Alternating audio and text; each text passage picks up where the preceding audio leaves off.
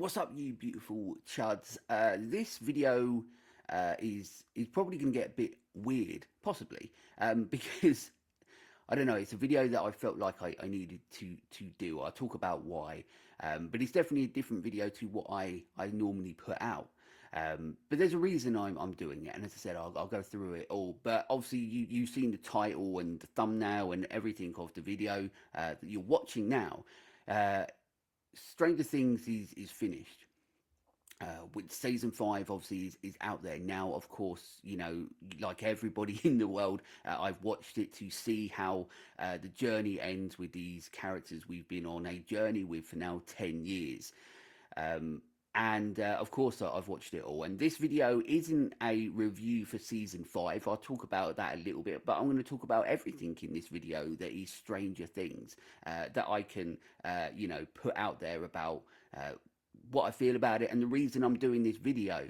So, season five, as I said, is out now. I'll talk a little bit about that. But what I will say, like I said, this video might get a bit weird. It might be way more emotional than I normally am when it comes to doing this sort of stuff. But also, if you are somebody that doesn't like Stranger Things, if you only sort of like, yeah, it's all right, then this video isn't for you. Like, maybe don't watch this video. If you are somebody that love loves Stranger Things, and it has been a big part of your life, and you know that it's going to continue to be a big part of your life. And like I said, I'm going to go through all of that. Then this video is for you. Video is for the Hellfire Club. This video is for everybody out there who either is or wants to express their sort of sadness and some happiness about Stranger Things being over. It's yeah, it just feels weird, right? And that's why I'm doing the video. The other day, so when I watched the finale, I pretty much, like, within 10 minutes or so of watching it, there was two things that happened. One thing I'll talk a little bit later on about, but the first thing that happened was I was, you know, immediately sort of sad because straight away, you know, with the ending of the show, I do want to say as well, if you haven't seen season five and how it all ends, I'm going to do, like, I don't want to spoil anything, but also for me to talk about how I feel about season five or the series in general, there might be things that basically I can't shut up about, and I can't keep my mouth shut about. So there may be spoilers in this. So once again, if you don't watch this, if you hate Stranger Things, and don't watch it if you haven't seen the finale, just come back to it afterwards. But with Stranger Things, when I got to the end, I did a post about it about 10-15 minutes or so after I finished watching it. And I almost didn't do that post that I put out on Instagram. And all it was a few sentences talking about, you know, like sort of how I felt at that time, because it's like, it's over, right? And you don't want it to be over, but it's the impact that it's had on you. And it was just essentially this, what I'm doing now, but just in a few sentences. And I almost didn't put it out there because I didn't know if it was just too much. This is a TV show, right?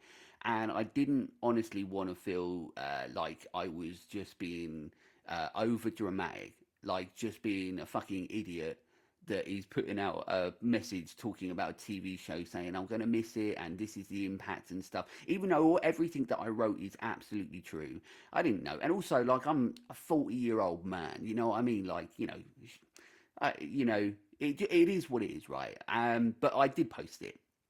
And I felt good about posting it. But as I was posting it, then I started seeing so many other people who this show has impacted, and they have spent this 10 years with this show, and people that have grown up with it. And, you know, some people started watching it when they were kids and then grew up with it and now they're adults. You know, the impact this show has had on people started to come out on all the social medias, and people were doing the same thing. And obviously it made me feel a lot better about what I was doing, because then I was like, good, I'm not alone in wanting to express my love for this show, and put it out there. And that was a great thing. The problem is it's now been like, you know, 2 or 3, maybe more days once I get this video out of that post, that message that I put on Instagram. and I could not help but think that it wasn't enough.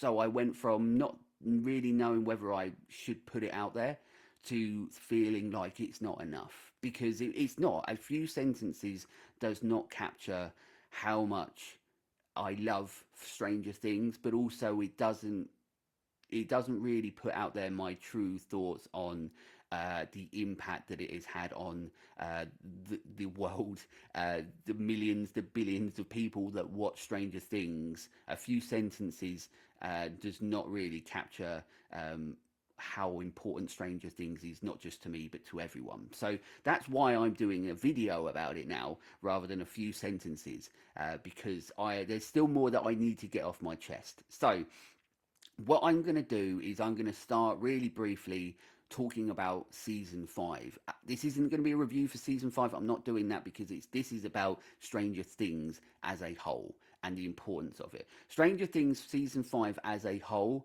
was a bit of a letdown. I think it's one of those things where, and it happens a lot in Hollywood and so on, where they knew where they were going from the start with this show and how it was going to end. And I genuinely believe that, because from the first season, my partner and my daughter, they would tell you that I was already saying from the first season, this is the journey that if we get to go on it and it doesn't get cancelled, thank God it didn't. But if it doesn't get cancelled, well, this is going to be the story. This is going to be the structure of where we go with Stranger Things. And quite honestly, when we first started the show in season 1, I knew and felt like I knew structurally and story wise that we were always going to end up where we ended up. And I know that from season 5 and what people have seen, a lot of people aren't happy with that. And for me personally, I don't get that. So as a whole, season 5, I didn't necessarily. I think it's the weakest season for me. I think it felt like, even though it was always going to reach those heights of like this grand epic scale, where there was always going to have to be the final fight, the final boss battle, and it was going to be so big. What worked about Stranger Things is the smaller moments, right? And Stranger Things season 5 was just a huge, essentially a Hollywood blockbuster, but in a TV show format. And the way that Netflix puts out shows, I don't like that as well, where they've started they're trying to make every single episode an event rather than let it be like a series. So if you'd have just been putting out episodes every week leading up to the finale, that would have been, for me, a better layout, and you might have got episodes that felt more like episodes rather than just every sort of episode in season 5.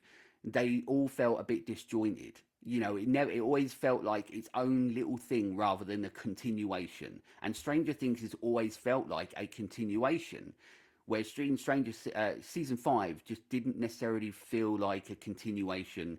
It just felt like it was, from the start of it, they're just trying to close it all and get to that finale episode. And I didn't really like that so much, because every episode should work on its own merit to lead towards the ultimate goal of ending a season.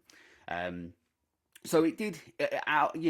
People have asked me as well. They're like, out of all the Stranger Things, like, what's your favorite? As of right now, sitting here in front of you, without doing the rewatch, which of course I and so many of us are gonna do over the many years. I'll be watching this until I'm gone. Um, but um, as I sit here right now, if we're going from my favorite to least favorite, season 1 is my favorite, because it started it all. We started our journey with these characters, but also it's about the story, the concept, but also it's about the aesthetics, and it's about everything that Stranger Things really is. We got that from the first season. We get that from the opening titles with the incredible graphics, but also that incredible score. I'll talk about that a little bit more as well later.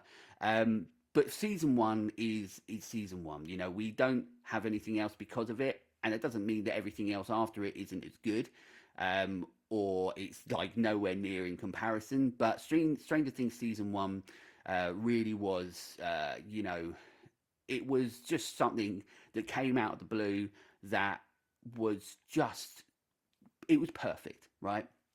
Simple as that.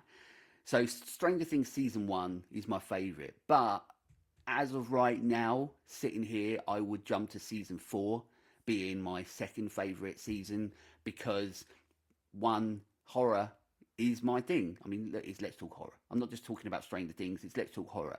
And season 4 was heavily soaked in the references, the homages, but also the feeling of horror. I would say that from the first time that we see what happens to poor old Chrissy in front of Eddie, and when the bones are snapping and stuff, you're like, oh, okay, they're going there. Like, this is very horror. And then we get the introduction to Vecna, this incredibly, like, visually striking, incredible character, you know, brilliantly performed as well, very reminiscent of Freddy Krueger and Pinhead. The season 4 feels very Nightmare on Elm Street, very Hellraiser. It's a very horror heavy season, but also it is a season that really carries the emotional arc really, really well. And once again, it's about that constant continuation where it felt like a whole story. And you've got all the moments where you don't know what's going to happen to these characters, and then of course we do get characters that die. And so season 4 was, I think, was a really strong one. It's where it gets in the middle that I'm thinking, but I think my order basically goes season 1 to 4, season 3, and season 2. That's a difficult one, but I think season 3 was one that a lot of people, I think, fell off a little bit for, but I really liked it because it did go a little bit more pop culture related. Like, it wasn't season 4 with the horror. It felt more like, the 80s sort of movies that we got. It felt more like that, but I still really loved it. And yes, it did feel a little bit removed from what Stranger Things season 1 and season 2 did, but oh well, I really enjoyed it. I really liked it. And season 2 was still, once again, a really good season, but it sort of felt like it was like, oh, well, we're going to little bit do what we did in season 1. Simple as that. It felt more similar to season 1 than season 3 did to season 1, and so on like that. So it felt a little bit repetitive at times, season 2, but at the same time, it's still enjoyable. Season 5 will be, my least favourite on those rankings. It'll go 1, 4, 3, 2, 5. There we go. So that's right now, that's my ranking of Stranger Things. The funny thing is that irrelevant of what my rankings are, I will still put every single season at a 5-star for how much I love it and how much I enjoy it and how much I truly love being on this journey with these characters, these underdogs that are just trying to save the world and trying to survive. And I love, from day one, I've loved the journey of it. So that's that. But yeah, season 5 as a whole, it didn't really hit the mark that I was hoping it was going to.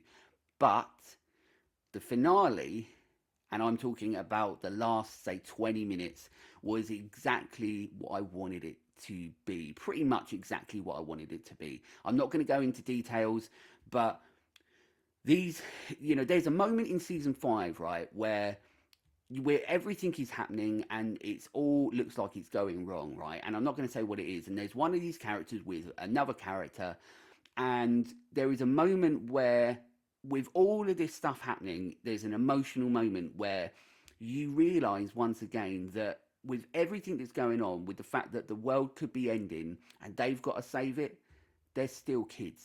They're just kids, and they're forced into this.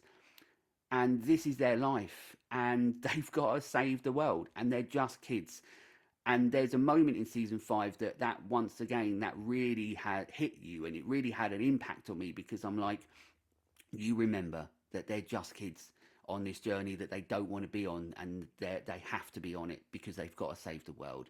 And I think that was one of the turning points for me with season 5, was remembering that, and so on. So when we got to the end and the last sort of 20 minutes of season 5, and these kids right at the start of the show in season 1, where we met these characters, we met these kids, and then it all went, horribly wrong for them from that point onwards.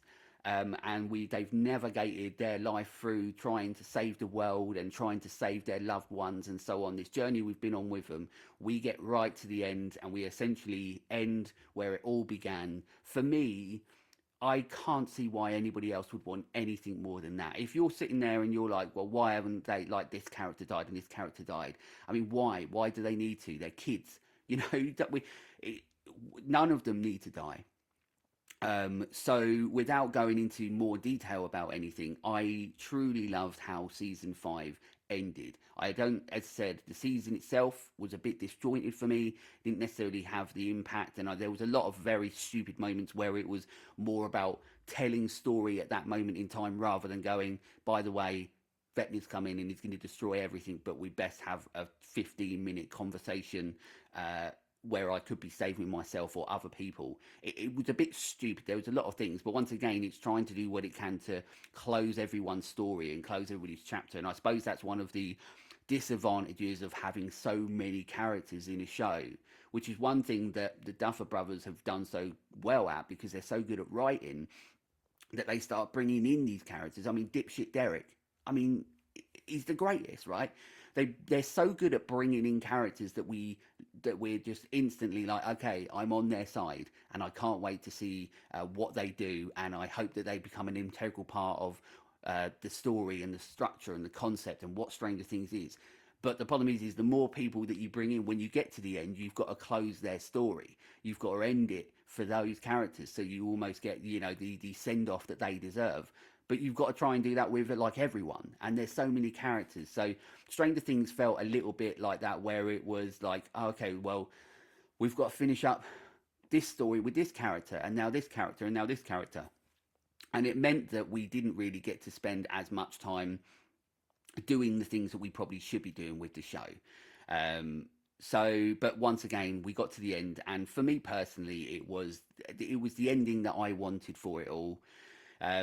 But that's where we are, and this is why I'm doing this video, because that's what's happened. The show's ended. That's it. We don't have Stranger Things in our lives anymore. For the last 10 years, we've been waiting for the next season of Stranger Things, and then the next, and we cannot wait for to see what happens next. And the sad thing is that for these characters at this moment in time, there is no next. These characters we've been on this journey with for so long, their stories ended. And as I said, for me, it ended in the best possible way, and I'm so happy and grateful to the Duffer Brothers that they didn't just go, let's kill everyone because this is what people for some stupid reason want, or let's just do stuff for shock value. No, let's do what we should do for these characters, for these kids that have been on this journey. Let's do them right, rather than, you know, destroy the show for no reason. So I'm so grateful that it ended, but it's just the fact that I'm so sad, like so many people in the world, that it has come to the end.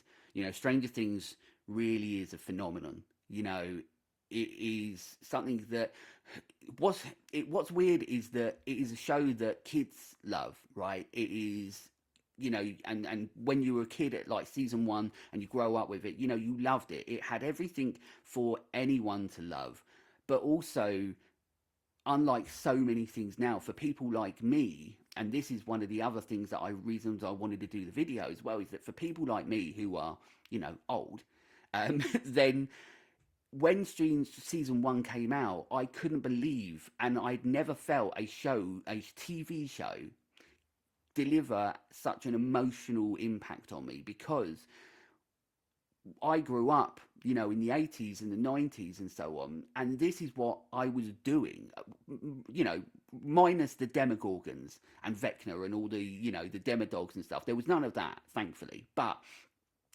going out and creating your own adventures, going out with your friends on your bikes and your skateboards, and not having mobile phones and all this technology and these computers that we have now. We didn't have that. We had to go and create our own adventures.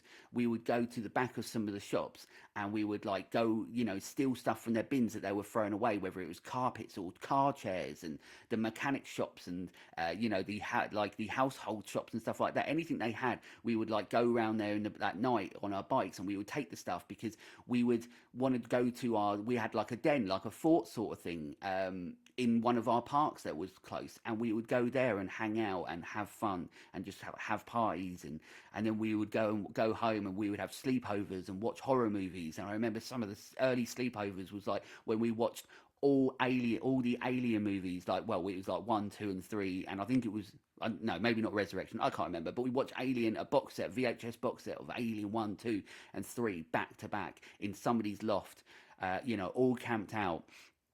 It was such an incredible time to be living. Like I always say, I'm so grateful to be brought up when I was, to have the time that I had, to grow up when in the time that I did. And that's one of the things I'm most grateful about, because we live in such a different world now. But the thing is Stranger Things really felt like it understood that, and it created a show that made people like me who lived that feel that and get nostalgic for that time. But it also was a show that anybody from most ages, bearing in mind it is still a horror-esque show, but even kids sort of thing, and early teens and so on, could watch this show and still enjoy it. It transcended age and it transcended time, this show.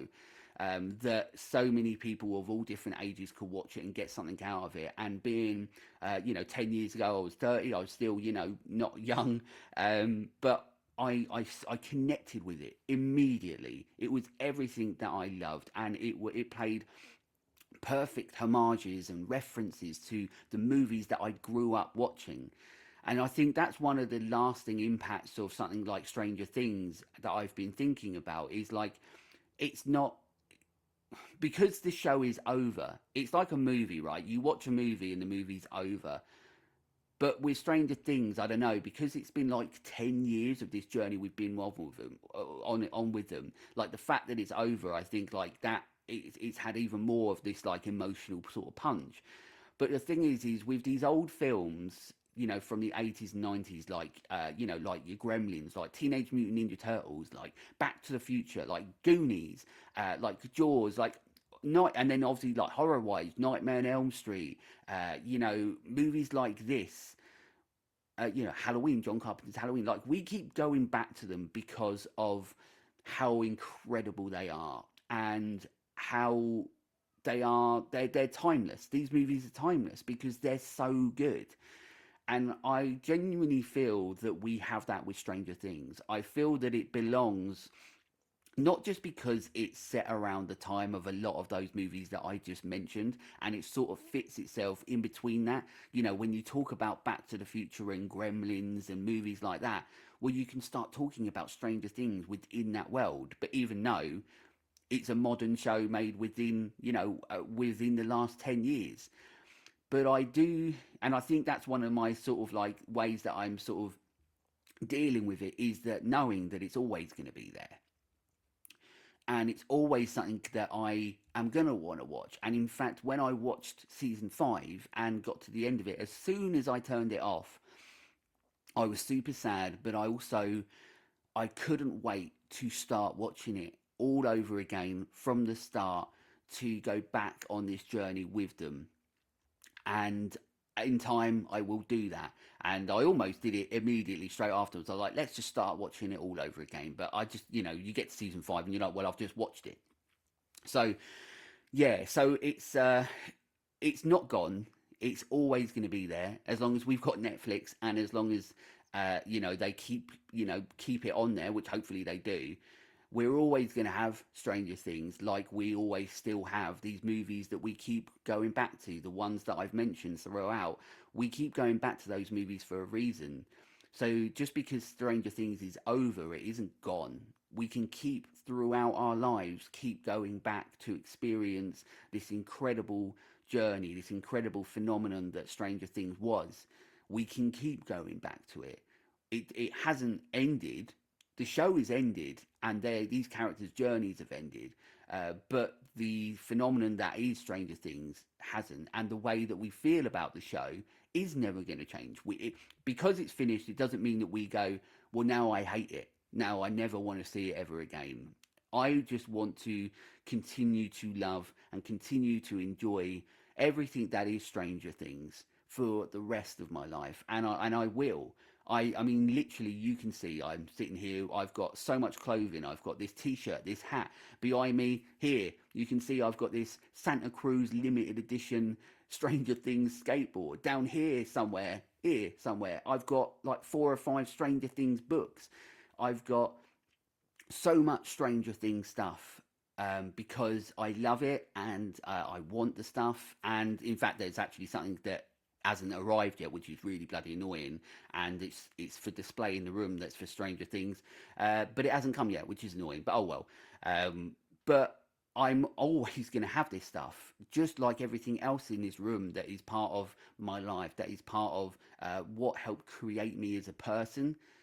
And no matter what it is, like everything that I have in my room is not brought just to have something on display. It is all stuff that means something to me. And Stranger Things, the things that I have, the Stranger Things for what it is something I love. And it truly is. And I'm never going to forget the show, but we don't have to ever forget the show, because we can just watch it whenever we want. It's just sad that we just don't get to go on more adventures with these incredible characters. And a lot of that is because of the incredible writing from the Duffer Brothers for creating this world, for creating these characters. They did such an incredible job. They really, really, truly did at, once again, I've said, like, creating these characters and then bringing in more characters and more characters, and then having characters that should just be absolute douchebags, and you're like, well, they're gonna die, but then suddenly you're like, please don't die. Like, you know what I mean? Like, their writing for this show is absolutely incredible, and I think they really deserve so much more credit than they probably get for creating what they've created. Let's not remember, before this show, they weren't Spielberg. They weren't like making hit after hit after hit. They made Stranger Things, and it was a phenomenon, and it was a hit. And of course, it is heavily soaked in everything that people like my age grew up with, but it's also stuff that they grew up with and they love, and they put it so lovingly into the show throughout the story, without the concept, throughout, the idea of what Stranger Things, but also throughout the characters, with the way that they are, the way that they look, the way that they dress. There's so many homages and so many references, but it never feels forced. It never felt like it was too much. It was never felt stupid. It just felt like it was purposely what Stranger Things is, and it was unapologetically itself.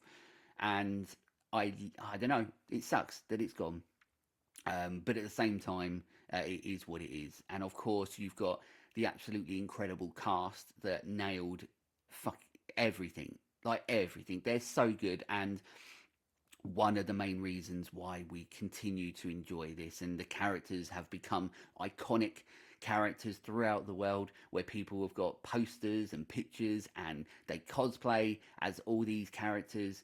They've, once again, just like this show has just transcended everything that it could have been, and has just been such a phenomenon. And what's interesting as well is that it is a program that has soaked itself in pop culture of the 80s and 90s, and throwing in homages and references, like I've said. But what's interesting is that even though it is a movie that was, so like I said, was soaking itself in pop culture and of a time, it has inadvertently like become part of culture. This is a show that will go down in history as one of the most successful and incredible shows of all time. There isn't any or many shows that have ever made me feel the way that Stranger Things does. Well, there isn't anything. I don't think I would be sitting here. There's so many shows that I absolutely love, but I don't think I'd ever be sitting here doing a video about the emotional impact that it's had on me, because it's all over and it sucks because you don't want it to be, but also you're happy with what you got. And that I truly am. I'm truly am that these characters get the ending they deserve. And I think, for us, the ending is the fact that we just get to continue enjoying Stranger Things, even though there might not be anything new when it comes to Stranger Things. Um, we still have what we had, and we can keep going back to that whenever we want. It's not over, it's just ended, and we can keep going back. So the Duffer Brothers, oh, basically, it's pretty much thank you so much to the Duffer Brothers for being incredible writers, for putting your heart and soul into everything the Stranger Things. Thank you so much to the cast. It's absolutely, you've done such an incredible job throughout 10 seasons to make people truly want to be on this journey with you and see where it all goes, how it ends and so on. That's not an easy thing to do. And there's so little characters in that show that you're like, this guy, I can't stand this character. There's very few, if any, that happen in the show. Of course, Netflix, a massive thank you to Netflix, because the fact is that they took a chance on making this show. And as we know, so many shows, all they do is get cancelled. Even great shows, they get cancelled all the time. The fact that Netflix put out this show, took a chance on it, and then kept taking the chance on it, and now, like, season 5 gave it this wild fucking budget, which is absolutely insane. Like 40, 50 million per episode, which is mental. But they did it because they believed in Stranger Things and believed what it was, and they appreciate that it's a reason why so many people joined Netflix, is because of Stranger Things. So well done to them. And of course, as well, one thing that I do think I really want to mention as well is the music of Stranger Things. The music and the score, it's Kyle. I think it's Kyle Dixon who created it with Michael Steen. It could be completely wrong, and if it's wrong, I apologize. But I think it is. I've got the vinyl of it, the record of season 1. I sort of feel that's sort of might be all you need, because all the bangers are on that one. Even though the music throughout the show is incredible. But that's what I think I do want to shout out, is the impact of the music on the show, from the intro, and how it perfectly works with not only the intro, but the fact that the show is called Stranger Things, but there's also something like mysterious, something strange, something a little bit weird, something a little bit off with the intro music, that as soon as it hits, you get excited, right? Not every score will do that. There's a lot of really rubbish music out there in movies and TV show, and Stranger Things to me is not just as a TV show, but to generalize it, I genuinely think that the score for Stranger Things is one of the greatest scores that's ever been made. Just period, just fact. It's phenomenal. It works perfectly with the tone of the show, but everything works perfectly with what's happening in the show. When you get that theme that always happens when there's like an emotional moment or a conversation, a smaller conversation between a group of people or a couple of people, and we always get that sort of same sort of score over top of it. That is like infiltrated my real life. Like, I think about that score when I'm having conversations with people in real life, and after I've finished it, you've got that score going in your head, because for 10 years we've been watching people have these conversations with this sort of like this theme, this score going over top of them. So I do think like that. I do want to mention that, because obviously a lot of all this, that I do Let's Talk Horror is about talking about the technical aspects of of the movies, and now obviously this being a TV show, but how everything has to come together to create something like Stranger Things is a phenomenon. It is unprecedented in regards to a TV show having this much of a emotional impact all over the world for so many people all over the world, at once. Essentially, when it ended, everybody felt the same. Everybody felt sad. I'm sure there's people that felt angry, but if you felt angry about the end, then that's on you. That's your problem. I didn't. I really am happy with how it ended, but I suppose it's more so about like what happens next, isn't it? And because you start to like, that's when you start to worry a little bit, because we got what we got and it's phenomenal and it means the world to me and it means the world to so many people out there, and we didn't want to let it go, but we have to. But like I said, it's only ended, it's not gone, it's always there, and we can always go back to watch it and enjoy the time. But the worry is what comes next, because the truth is that we live in this world where it's all about money and it's all about churning things out, and it's all about, I genuinely do believe, and there's already been talk about it, and I know the Duffer Brothers have already spoken about doing a spin-off, and I do genuinely believe probably within the next couple of years we're going to start getting more of an understanding of where Stranger Things is going next. But I don't know. It's tough, isn't it? Because you don't want anything to come out that is going to be like crap, basically, and then get angry because you're like, we went on this journey for so long, and now you're ruining it. I suppose for me, and I was thinking about this yesterday. For me, I either don't want anything next or I want the same, and that's the truth. I know a lot of people will probably moan and disagree with me, that you're like, well, then if you're doing the same, then you're just doing the same show for the sake of it. But I can't see why Stranger Things can't work as long as they, figure out a decent enough story. We've had the Upside Down, we've had Vecna, we've had all this.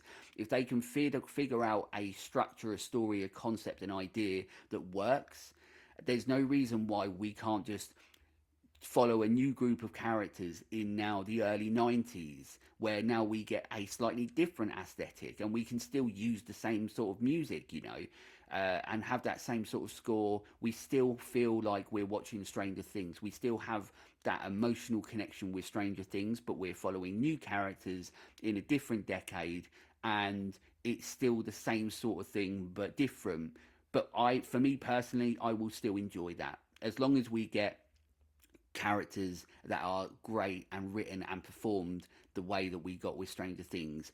It's going to be very, very difficult to do, I know that, but I would much rather have similarity to what Stranger Things was and is, or nothing, than something that is like so far gone from what Stranger Things is, but they put Stranger Things' name on it, going, set in the world of Stranger Things, but they're just like opening up a coffee shop and just talking about stuff that happened in Hawkins, and it becomes a sitcom. I don't want that.